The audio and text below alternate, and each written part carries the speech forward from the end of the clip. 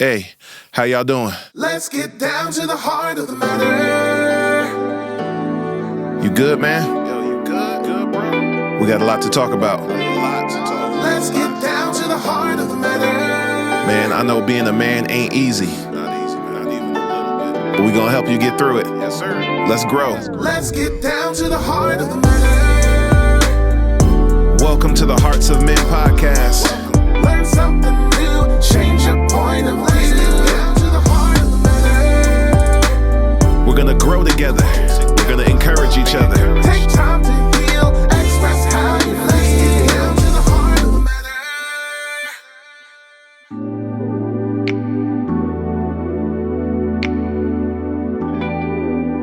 Welcome. This is the Hearts of Men podcast. Over here, what we like to do is encourage, enlighten, and educate men and the women that love them. Of course, I'm your host, Ed McCrae, and the time has come to bring season 1 to a close. Man, this has been a good time. I want to do so by highlighting 5 moments from this season. We can't do everything. We can't do all of them because there's 11 episodes. And so if I do all of them, this episode would be 20 hours long. And yeah, that's not good. So we're going to highlight 5 different things from this season that I believe were important. The theme of this season was clearing the air, and I felt that I needed to address several different topics, mindsets, and just man things that I believe have been and continue to be erroneously presented, and kind of challenge our mindsets concerning some different things. Let's jump right into this. Our first moment here is from episode 6, which was entitled Boys Will Be Boys. And in this episode, I address and talk about how in society, and especially in the church, I believe, men often get a pass on a myriad of things, but especially when it comes to sexual practices and sexual behavior, and how often in the church, in this particular moment, I'm talking about how in the church, the approach and the rules towards women and the mindset towards women is way more aggressive and oppressive and even violent in comparison to that towards men. All right? Ooh, it's going to be good. Let's take a listen. Let's get down to the heart of the matter. Did you know that one of the manifestations of the fruit of the Spirit is self-control? One of the manifestations of the fruit of the Spirit is self-control. And we don't have time to get into a deep study here on the fruit of the Spirit. I'm actually going to do a Bible study on that in the near future. You'll see that pop up on the YouTube. On the YouTubes. But did you know that it's all one fruit? These are different manifestations of the same fruit. Just like if you have an orange tree, a tree can only naturally produce one type of fruit. And I need you to understand that because when you start reading the fruit of the Spirit, you start thinking, oh, I can, pick, I'll display these things, but not these things over here. But when we really get full of the Holy Ghost and we really get connected to God, all of these manifestations of the fruit of the Spirit that are listed here in Galatians 5, 22 and 23 should be manifesting in your life. It says what? But the Holy Spirit produces this kind of fruit in our lives. What does it say? Love, joy, peace, patience, kindness, goodness, faithfulness, gentleness, and self-control. The King James Version says temperance. If you're reading in the King James Version, it says temperance. That is self-control. It does not say, but the Holy Spirit produces this kind of fruit in women. But the Holy Spirit produces this kind of fruit in men. No. It says, but the Holy Spirit produces this kind of fruit in our lives. And one of the things that should be evident and made manifest in your life, sir, is self-control. Self-control. Self-control. And you cannot put that on somebody else because you see what the church likes to do, what the world likes to do, but I personally believe the church is some of the biggest culprits of this boys will be boys thing. Because what the church likes to do is shift the blame and shift the focus when it comes to sexual morality and sexual purity. The church likes to shift the blame and put it all on the women, which is why we have all of these rules for what women can and cannot wear, because God forbid a man be tempted. Oh my God, these skirts are getting short in here. Drop them down to the knees. What's all this makeup doing in it? We have heard messages like, if you've been in church long enough, you have heard messages like this, and it's always, always, always, always, always directed towards the ladies. Always. Always. You can't even debate me on that. It's always directed towards the ladies. What they shouldn't be doing, what they shouldn't be wearing, what they shouldn't be looking like. And boys will be boys takes the focus or the responsibility of self-control far too often off of us as the men, as the brothers, and puts it on the ladies and makes them responsible for us. And let me be clear. I believe there is such a thing when we're talking about dress and we're talking about what you should wear, what you should not wear, and all that kind of stuff. I believe there is such a thing as appropriate versus inappropriate. I do. I believe there is such a thing as classy versus classless. I do. I believe that there is such a thing as holy and profane when it comes to what you are wearing and what you are displaying as a woman. I do. But let me tell you something, brothers. Let me tell you something. I don't care what she has on and what she is looking like. That does not absolve you from having to have self-control. I don't care if she come in there butt naked. I don't care if she is walking down the street butt naked. What did Bernie Mac say? Bucket naked. It does not absolve you of self-control. Woo. Nor does it make the old it saints okay would say, if you can't say amen, say for ouch. you to approach her, talk to her, look at her, We deal got with to her be in a way responsible that is disrespectful for ourselves and for our actions, or sexually and aggressive. otherwise. Go back and listen to I don't that care episode. what she's looking like. Especially if you have I young don't care men around what you, she's please let them there listen to is that. no excuse. Let's break some of these cycles, Appropriate especially or when it comes inappropriate. to There is such a sexual thing. abuse and But I don't care how sexual inappropriately aggression that she's our dressed or women you believe are her to be receiving dressed. on a daily basis. We need to That stop that. does not absolve you And the information in that episode, I believe, control. is some good teaching to help does to do not, that. brothers. All right. Let's take It a look does at not. another moment. Self-control Another moment. is This your is from responsibility. episode number 5. This is from episode number 5, entitled Happy Wife, Happy Life. You guys have heard that term before, and I believe that is an erroneous term that can create a lot of dissension and a lot of anger and a lot of comparison and just a lot of junk in marriage, all right? And in this clip, in this moment, I'm talking about one of the dangerous elements of Happy Wife, Happy Life being you never want to be in a position where your happiness is totally dependent on somebody else, where someone else has that much power over you and over your life. Let's take a listen to this moment. Let's get down to the heart of the matter. Any system, and I need you to understand this not just for marriage or relationships, but for life, brothers. You need to know this just for life. This is a life nugget right here.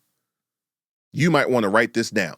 Any system where your happiness is based solely on the happiness of someone else is a flawed and a dangerous system. I'm going to say that one more time. This is for life, not just for marriage. Any system, any environment, any system where your happiness is based solely upon the happiness of others or of someone else, that is a flawed and a dangerous system. because that is way too much power for somebody to have. And it goes both ways in marriage. It goes both ways with that. If you are your wife, if you are her world, that's a dangerous like, look, for the brothers who are seeking to get married, for some of y'all who are married, it's too late for you. I'm just kidding. I'm just kidding. For the brothers who are seeking to get married, let me give you some wisdom. If the only thing you're dating someone, you're interested in someone, you're in a relationship with a woman. If the only thing she has going for herself is you, run. Like Lord of the Rings, flee for your life. If the only thing she has going for herself is you, if you are her world and it's all about you, I know that might feel real good to your ego right now. I know that might feel real good to your pride right now, that it's just all about you. But let me tell you something. A couple years from now, you're going to be in hell, brother. That is too much pressure for someone's entire happiness to be based solely on another person. That is too much pressure. Let me tell you something. My wife loves me. I have no doubt about that. If something, God forbid, were to ever happen to me and I were to leave here, like not leave, but like die, go on to be with the Lord, my wife would be absolutely devastated. I know she would. She would be absolutely devastated. But let me tell you something. After a while, she would be devastated. She would be heartbroken. It'll be bad. But let me tell you something about the woman I married. After a while, she would dry her tears. She would get up and she would go on with her business. You know why? Because she has business of her own. She will move on with her life. You know why? Because I'm not her whole life. She came into this relationship with dreams and goals and aspirations and visions that had nothing to do with me. That if she was with somebody else or by herself, she would have still been pursuing. Now, yes, I have been able to enhance those things. Yes, I have been able, by the grace of God, to speak into those things. Yes, I've been able, by the grace of God, to undergird those things and help her in those areas. But all that stuff ain't got nothing to do with me. She came with her own stuff, where her happiness is not dependent solely upon me. You understand what I'm saying? That is going to get real old. I know it strokes your ego right now. She all up under you, she all in your face, and it's all about you. But let me tell you something, that's going to get real annoying when you realize that it is now going to be your responsibility to entertain this woman for the rest of your life, every day. That's going to get very frustrating. She doesn't have a hobby. She doesn't have her own friends. She doesn't have things that she likes to do. Man, that this has is good nothing stuff. to do with I you. really hope that these moments are whetting your for appetite. your life. Where if you did not hear the full episodes when they were not released, going to work out well. For you to go back the and other check them way out is now. true. And if you did listen, I hope Where that it's your giving you reason happiness to go back and cannot be revisit based solely and really let them on minister to you and your and wife bless being you and encourage happy. you.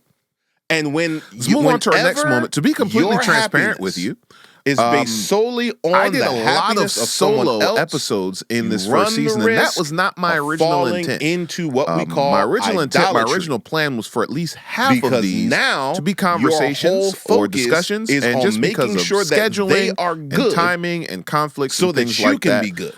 that it just didn't work out And that way. nobody's And supposed that's to fine. have But I that did kind of get power to over your life have but two Jesus. conversations, and this excerpt is from one of those. This is from episode number 2, where I got to sit down with my friend and brother, Pastor Selwyn Arnold Jr., and we got to talk about the idea of church versus family. And in this particular moment, we are talking about which is more important for us to focus on, and where are some ways and where we are maybe are missing the mark in the church as men when we put our focus more, and why do sometimes we often put our focus more on what's going on in the church and our church identity than we do at home? Let's go take a listen to that. Let's get down to the heart of the matter. In church, it's not even just that the people are calling me bishop or pastor or esteeming me to some particular position, but in church, there's the caveat of, hey, God's got my back too. So it's not just that the people, but God has called me bishop, like God ever looked at you and called you by that name. He called me. Hey, Pastor Selwyn. He called me to be the bishop. And what that means, it means different things to different people. Mm-hmm. For those who are really called by God, they know that it's another knee to bend, and it's more sleeves to roll up, and it's another towel to tie around your waist. But for those who need to be propped up by a roller position, they wear their vestments with honor, and they want everybody to call them bishop and not by their first name. Oh, how dare you? Yeah, right. especially in our community. How dare you? Yeah, and again, this is generational too, because I don't see a lot of this amongst the Caucasian community. They feel more secure in their first names. They feel more secure being appreciated for who they are, not just what they do. But in the Black community, I will say that we have not always had that appreciation of who we are. So therefore, we had to prove what we could do and what roles we could hold. And in proving that and attaining that, we want you to recognize that and call us by that. I've seen some, and some of them take it home. Come on. Got their wife calling them apostle and bishop. Right. Man. Come on in. The prophet was waiting on you. He's here. The prophet's here. No. And I'm like, what is his name? The prophet. I would like to get to know the man. So let me ask you this. What are some ways that you feel we can miss the mark and what are some ways we can tell that we are missing if we are missing the mark when it comes to balancing church and family? I ask that because I believe that one of the ways that Satan gets us is if he can't get you with sin, he'll get you with busyness. Yeah. And so, all right, so I couldn't keep you from meeting Jesus. I couldn't keep you from getting saved. I couldn't keep you from accepting your call to ministry. So let me get you out on the road, or let me get you so involved in the church that maybe you are neglecting what you should be at home. So what are some of the signs and some of the ways you think that we miss it as men when it comes to that balance? I think we miss it because we have to understand if we're ever removed, retired from our roles and positions, all we have left is our home. Wow. That's all we have left, man.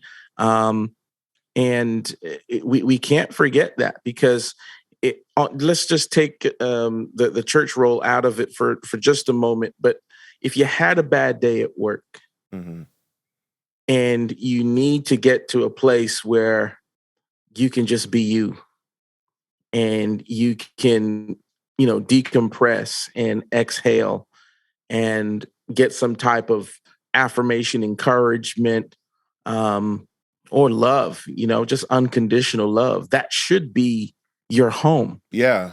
And what happens is when that place is not our home, it becomes other places. Wow. It becomes other places. So we seek those things in other places, and then we end up neglecting the home. And so when we come home, the relationship can be a little All dry. right. So the moral of the story is, if you're listening to this and you got your wife a little dry calling you because bishop, we've pastor, and all that invested kind of and apostle been drawing and prophet and that all that kind of attention stuff at from home, somewhere else. you're weird and you need to cut that out. It could be the boardroom, the Stop it. conference room where you're the most It's okay. powerful, or it That's could be a good amongst other conversation. I really members who enjoyed that. need you and Let's take a look constantly at our calling next on you. So moment. you're We're doing going a to whole look at bunch two of visits. more. Again, can't look Or at the all of worst them, or case this would be scenario, really, really long. God forbid. This is from episode 11, another and the topic of willing and episode 11 listening was ear other unchecked than your spouse or ambition. your family. We are living Yeah. in a time of Yeah, hustle you know what I'm saying? culture, It especially as manifests in men, different ways, where a and lot of it's all pressure is being about put on us by making society, sure we're by our checking peers, the pride both of our in and hearts out and of the making church, sure to just we go know get where it, home hustle, is. do it, do this, just go, all this kind of thing. And that can be very detrimental and very unhealthy. And in this moment, we're talking about the idea that godliness with contentment is great gain, and that it's important that we submit our way to the Lord and allow Him to direct our path and show us not only what we should be doing, but when we should be doing it. Let's take a listen and see. Let's get down to the heart of the matter. There's a whole bunch of folk whose talent got them onto a stage that their character took them right off of it. You know why? Because they chased after something that they were not ready for, and they did not seek God for the timing. And there are some things that God will not allow you to have yet because He knows you are not ready for it. He knows your character is not at a place right now where you can have power. He knows it. He knows he knows that right now, if He were to give you a stage and a platform where you have power and access to women and money and all the things and trappings that come with that, you would last 6 months. But what does hustle culture teach you? Nah, man, get it. Go get it. Go after it. Go. No. Go when God says go. Now, when God has given you the green light, go after it with everything you have. When God has given you the green light, say, hey, the door is open. When you've received the word, it's time to go. Go. Until you get that word, I would suggest that you sit down somewhere and wait on the Lord.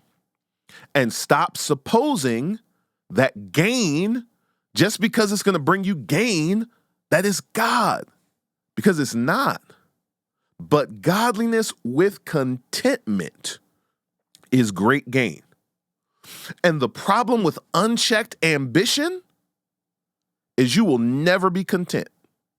Unchecked ambition is the enemy of contentment. Write that down. You taking notes? Hey, take some notes. Who writes things anymore? Anyway, godliness with contentment. Unchecked ambition is the enemy of contentment. You will never be content because you're always going to want something more. You're always going to want more. It's always going to be what's next. It's always going to be what's the next thing to conquer. It's always going to be what's the next woman? Who's the next woman? It's always going to be where's the next church? It's always going to be where's the next ministry opportunity? And there is nothing more frustrating and annoying than being around someone who is hungry for opportunity.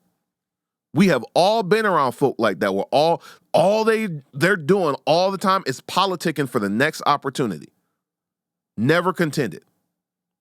Never contented. Never contented. Always want more. Always want what's next. But the Bible says godliness with contentment is great gain. David had ambition. He wanted to build God a tabernacle. He had ambition, and it was in a good place. He said, Lord, you have done so much for me. I want to build this great house to honor you. And he was going to go do it. And God said, no, that is not for you to do. He said, your hands are too bloody to build me this house. He said, no, it's not, no. I appreciate you wanting to honor me that way. I really do. I appreciate your ambition, but it's not time for that. But I'll tell you what I'll do. I'm going to allow your son Solomon to build me the temple. And if you study, when Solomon went to build the temple, he had all kinds of favor.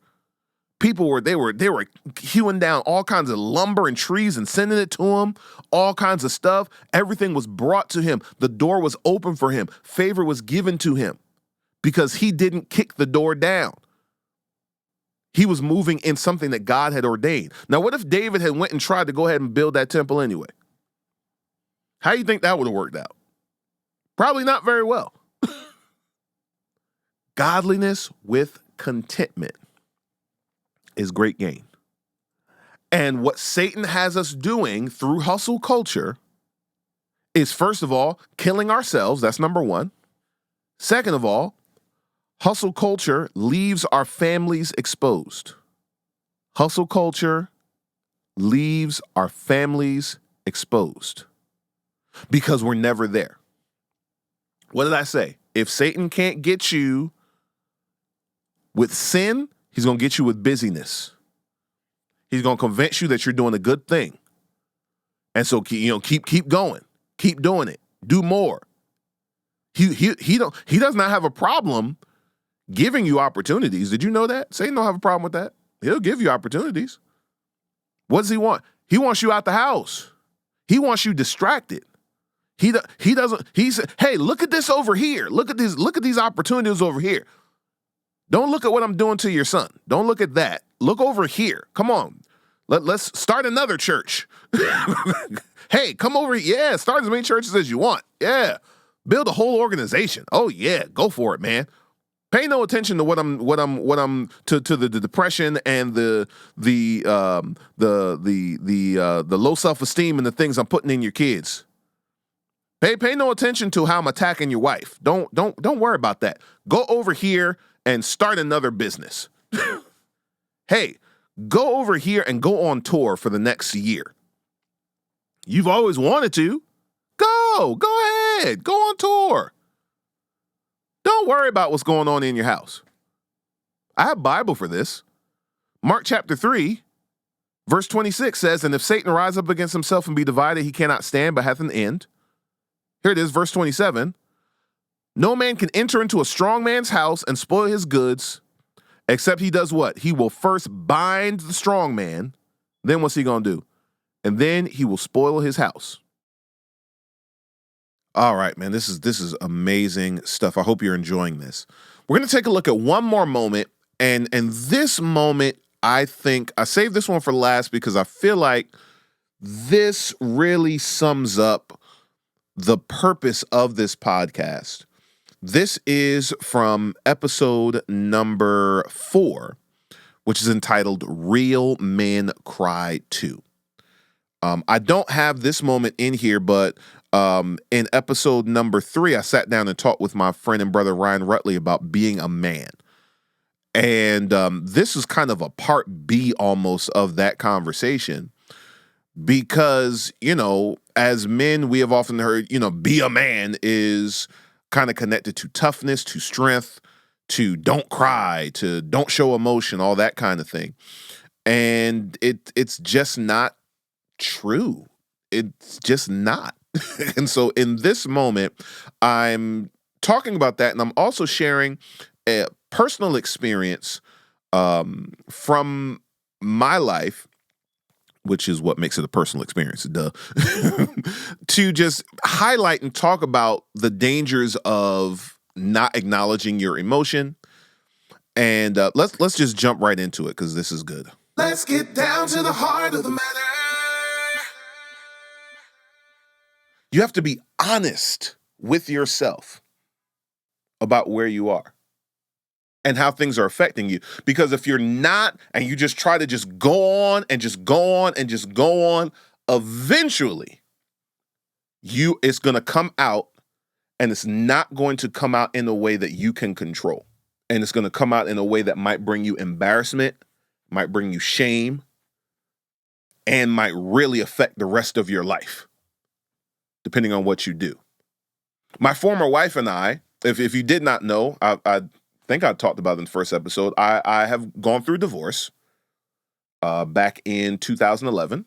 And when my former wife and I got divorced, it was very, very amicable, like scary amicable. Like, like people like, wait, y'all still like each other? Like, yeah. it just ain't work out. Like, we still want the best for each other. We are friends to this day. To this day, we are friends. It was extremely amicable. And because it was so amicable, and the other thing you have to know about divorce is, and we're going to do a whole season on family stuff, and we're going to talk real in depth about this. The other thing you need to know about divorce is by the time people actually get divorced, like officially in court on paper before the judge is done, that marriage has been done for at least a year, probably more.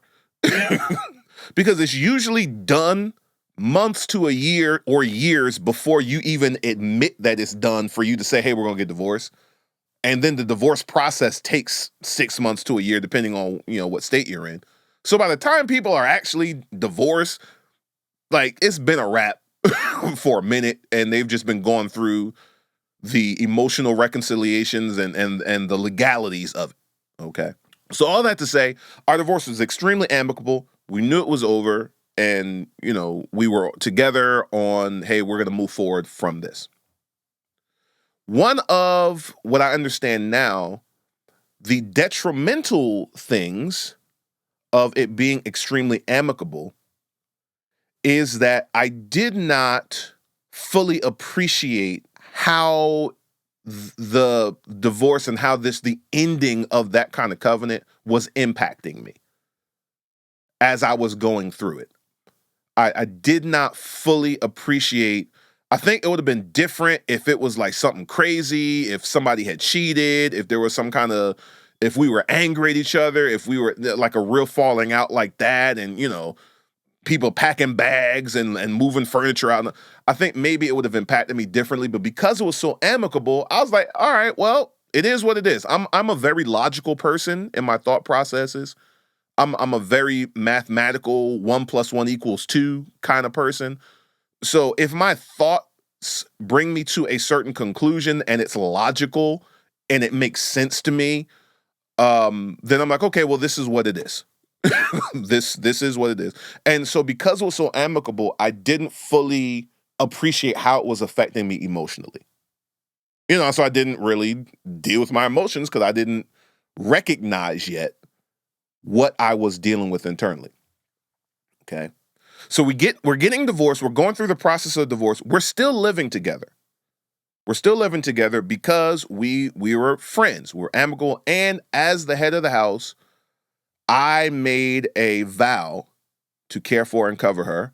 And I felt like it is still, I know we're getting divorced.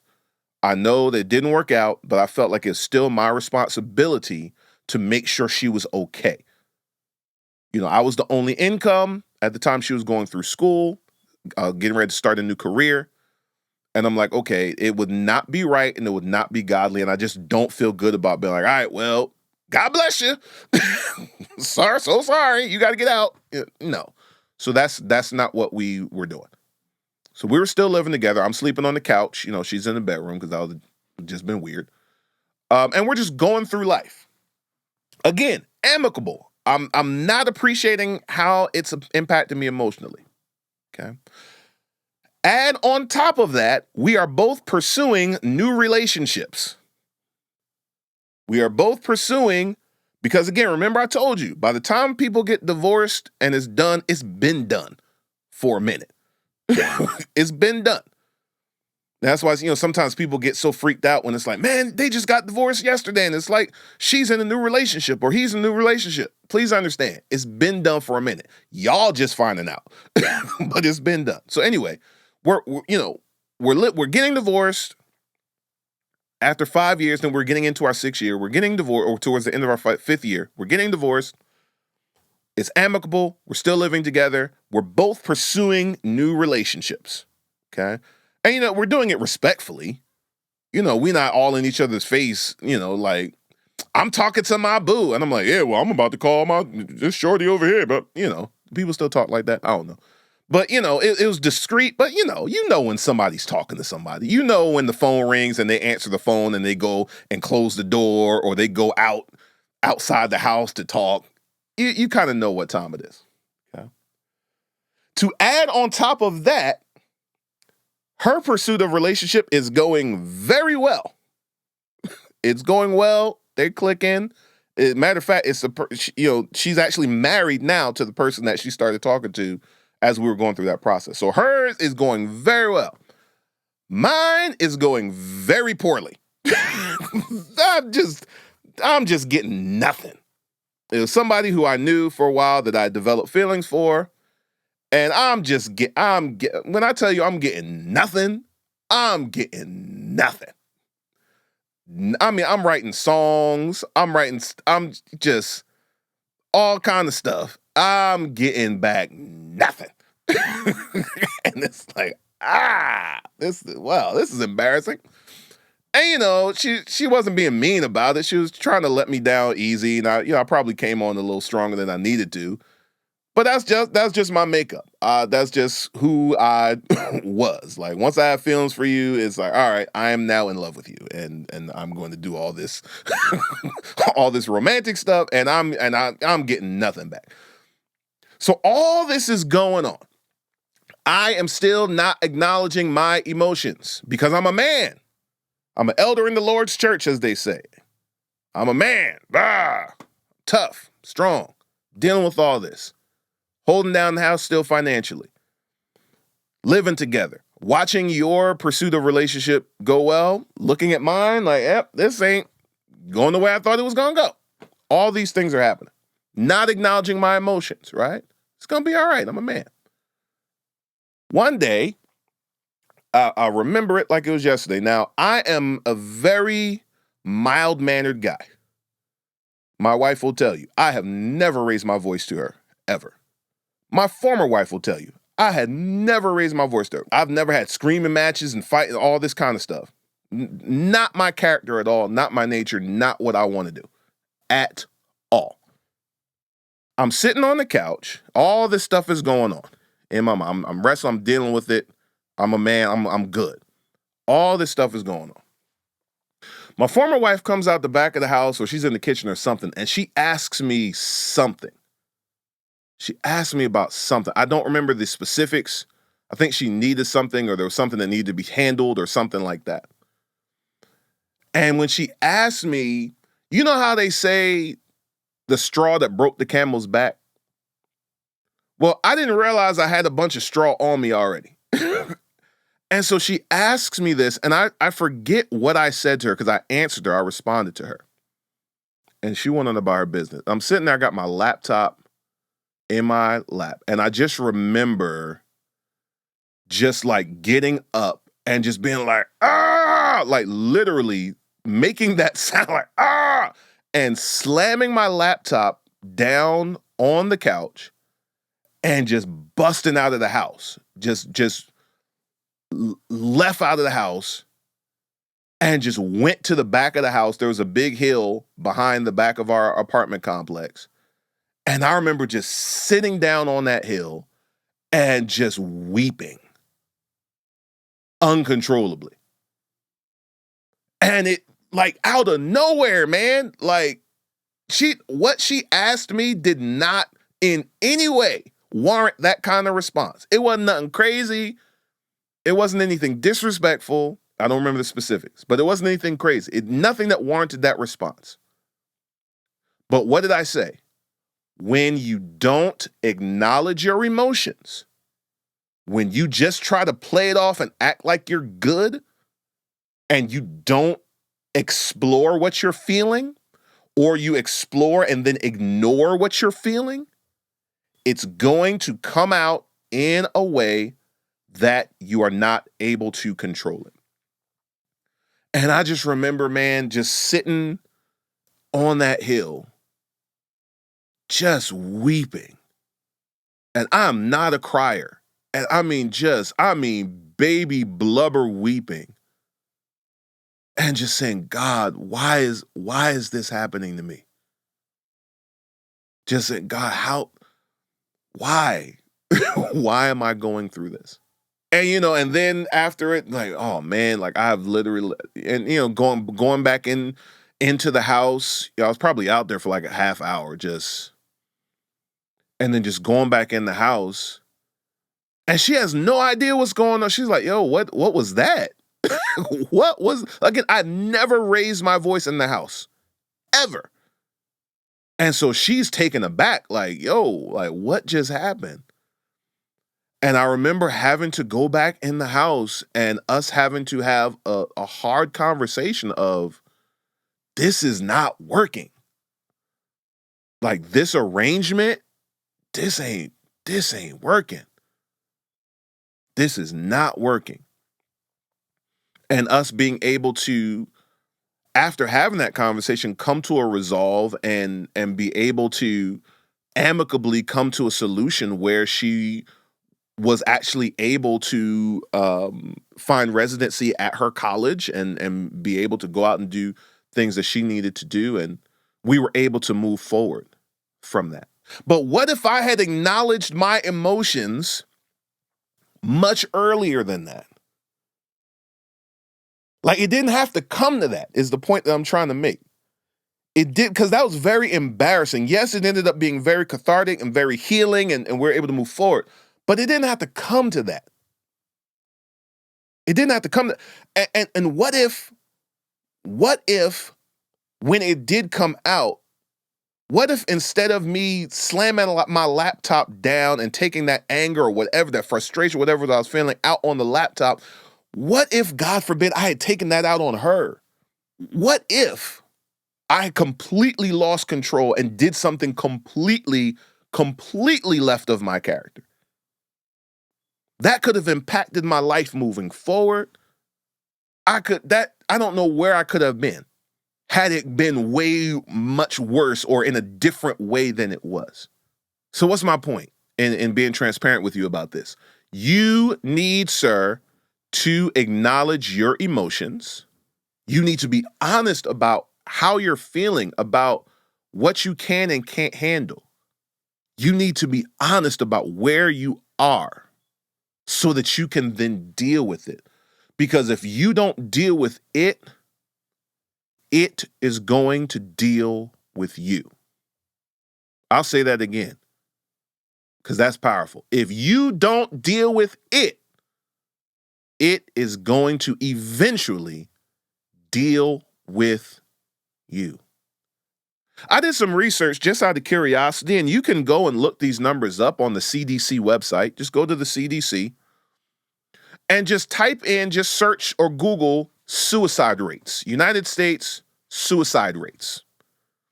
The latest information they have was from 2020, and I was shocked to discover that the suicide rate, go look this up for yourself, the suicide rate among males in 2020 was 4 times higher than the rate of females. I'm going to say that again, because that was very jarring. The suicide rate among males in the year 2020 was 4 times higher than the rate among females. Males make up, it says, 49% of the population, but nearly 80% of suicides. Only 49% of the population is males, but nearly 80% of suicides in this country are committed by males. We got a problem here. And could it be the problem is we're acting like stuff ain't going on? That's going on. If you don't deal with it, it is going to deal with you. 80% of the suicides are males saying, I'm through. I've had enough. I can't deal. When you see people who commit suicide, males especially who commit suicide, I have never, ever on the news seen family and friends and people lined up to say, yeah, sounds about right. Yeah, he was really depressed. We were worried about it. He wasn't doing very well. We were concerned, and man, it's such a shame. Have you seen that? I've never seen that. It's always shock, like, oh my goodness. I never knew, like, he was so happy, or he was in a role, he was a comedian, or he was in music, or he was, a pastor, or he was whatever, but people are always shocked because as men, we have been conditioned to not show weakness, and we have been conditioned that emotions are weaknesses, and so we don't show them and we don't deal with them, and eventually, unfortunately, the numbers tell us that at some point it's going to deal with us. Wow, I really hope that all these moments have blessed you, but really especially this last one. Like, I really hope that you, through that episode and through the totality of this season, have been able to come to grips with your manhood and acknowledge especially that it's, hey, you're a person. You are not a robot. You're not a clone. You're not AI. You're not ChatGPT. Like, you're actually a flesh and blood human being who has a right to feel and have dreams and visions and goals and disappointments and emotions. And it's okay to acknowledge that and to be okay in your own skin where you are.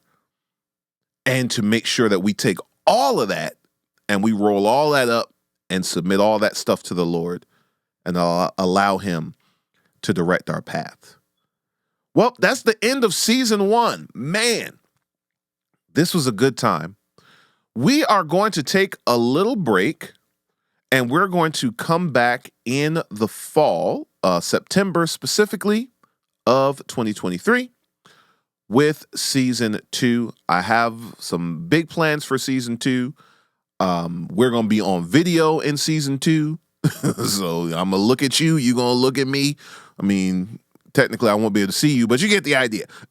So I'm looking forward to that. And I want you to go back and revisit these episodes, replay them, share them with people. I really appreciate all of you guys' support. I really appreciate all of your love and all of your encouragement as we've gone through this season. And I am looking forward to what's going to happen in the future and what God is going to do in your life through this podcast. All right, I will see you guys for season 2. In the meantime, let's grow.